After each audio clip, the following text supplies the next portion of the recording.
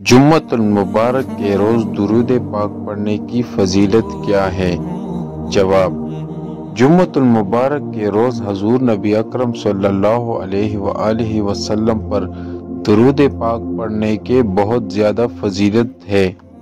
حضور نبی اکرم صلی اللہ علیہ وآلہ وسلم نے خود جمعہ کے روز کثرت سے درود شریف پڑھنے کا حکم فرمایا ہے۔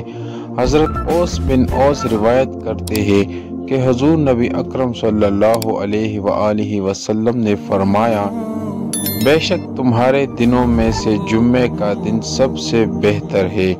اس دن حضرت آدم علیہ السلام پیدا ہوئے اور اسی دن انہوں نے وفات پائی، اور اسی دن سور پھونکا جائے گا اور اسی دن سخت آواز ظاہر ہوگی۔ بس اس دن مجھ پر کثرت سے درود بھیجا کرو، کیونکہ تمہارا درود مجھے پیش کیا جاتا ہے۔ اس پر صحابہ کرام رضی اللہ عنہم نے عرض کیا: یا رسول اللہ صلی اللہ علیہ وآلہ وسلم، ہمارا درود آپ کے وصال کے بعد آپ کو کیسے پیش کیا جائے گا، جبکہ آپ کا جسد مبارک خاک میں مل چکا ہوگا؟ تو آپ صلی اللہ علیہ وآلہ وسلم نے فرمایا: بے شک اللہ عز و جل نے زمین پر انبیاء کرام کے جسموں کو کھانا یا کسی بھی قسم کا نقصان پہنچانا حرام کر دیا ہے۔